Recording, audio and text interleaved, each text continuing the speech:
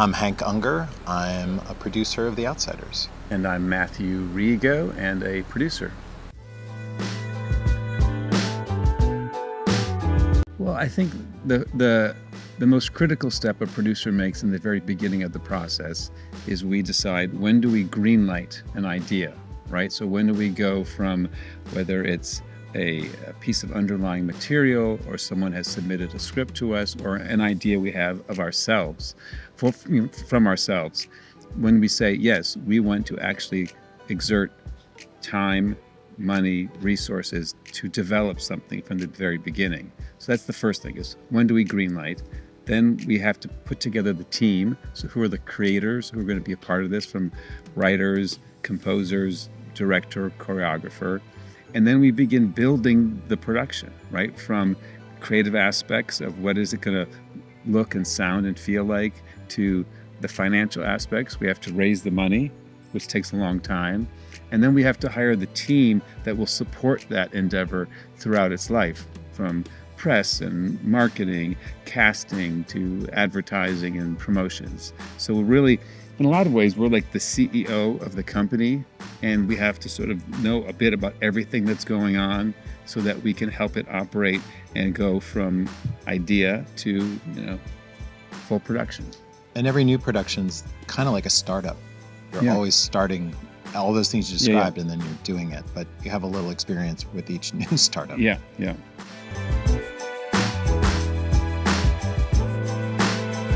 There was a guy named Fred Roos who was a film producer and a casting director in Hollywood, and he worked with Francis Ford Coppola, who Francis directed the film based on The Outsiders. And Fred had this idea that it could be theatricalized, maybe as a play or as a musical. And he came to New York, he came into our office, and he was in New York City pitching it out to other production companies. And he said, I have this idea to turn The Outsiders into a musical. What do you guys think? And we happened to just be fortunate enough to have been avid readers of S.E. Hinton books when we were in elementary school, right? In 7th and 8th grade, we read The Outsiders, we read Rumblefish, we read That Was Then, This Is Now. And so when he brought that idea up to us, we're like, yeah, that's a great idea. And he was a little surprised, but then we all got into it and we spent a couple of hours talking and getting to know one another. And that's really how it began.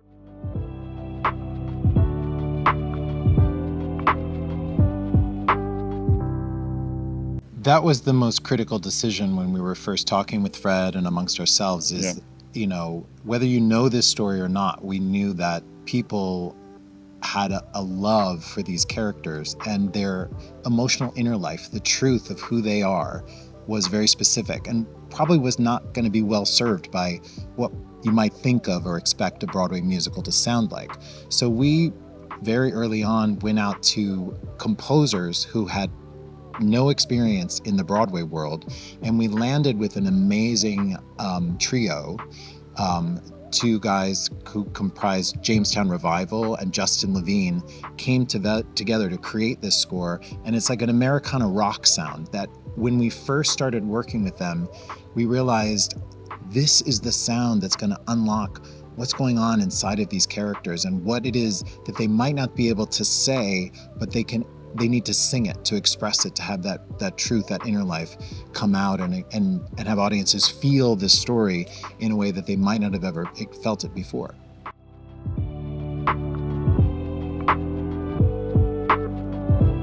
Well, look, anytime you are fortunate enough to create a Broadway musical that has the opportunity to go on tour, you're looking at all of the markets across North America, right? And we happen to be from Cleveland, so we're a little bit predisposed to loving Cleveland, but it actually is literally one of the premier touring markets in the entire country. There's great subscribers, there's great just avid fans in the community that comes out to support theater. And so for us, there was no question we wanted to come to Playhouse Square. And Playhouse Square has been our partner on this show from very early on. They heard that we were developing this musical. They came to see an early developmental reading process and said, we're in, how can we be helpful? And they became co-producers with us. And so when we won the Tony Award for Best Musical, it wasn't just a Tony Award for the show, but it was a Tony Award for Playhouse Square. So, coming here was obvious, but it's not just because of their support and their partnership. It's because they literally are the best of the best in terms of presenting Broadway shows across the country.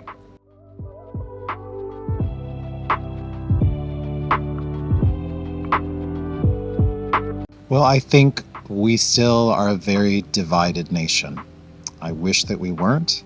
And yet I think that's a truth we all know at this time. And this is a story about a divided community.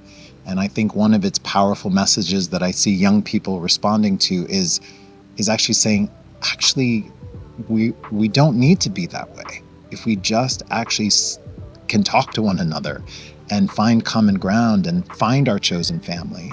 And I think the power of that and the power of Ponyboy's journey and what it actually costs him to stray and to go into a community in which he is theoretically not welcome, and how that turns the whole community upside down is very powerful. And I see young people really responding to that, because I think young people more than anybody would love to see this country move in a direction. And I think that is more harmonious than that. And I think this deals with those themes very, very powerfully and in a beautiful, hopeful way, that if we're true to ourselves and we really can speak with our own authentic voice, which I think is really important to young people, that is one of the most important ways to help heal the rifts and divide that separate us. And because it deals with economic differences, the haves and have-nots, that crosses every divide. Every kind of, I think, person in your community feels that struggle, feels that sort of imbalance between those who have and those who don't, and how do those communities come together and work together and live together and love together. And so I think that's what the musical offers. There's something for everybody. No matter what your perspective is in life, you can come here and see yourself in this story and think, yeah, I felt that too, and oh, I wish I could feel a way as hopeful and as heartfelt as these characters do.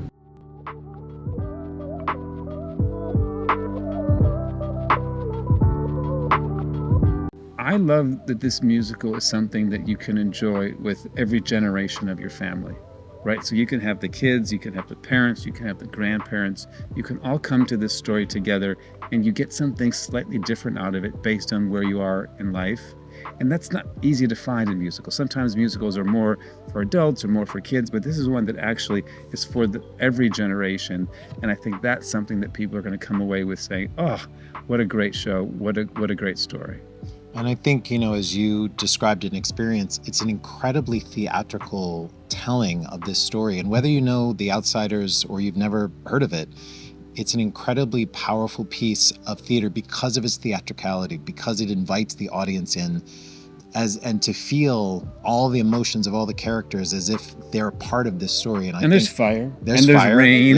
Yeah. And rain is the heavens open and it pours down. Yeah, it delivers on every level. And the amazing part is the show just has this momentum and it goes through that, and it rains, but the show doesn't stop and it just keeps going. And it's amazing to watch audiences thrill to that. Yeah.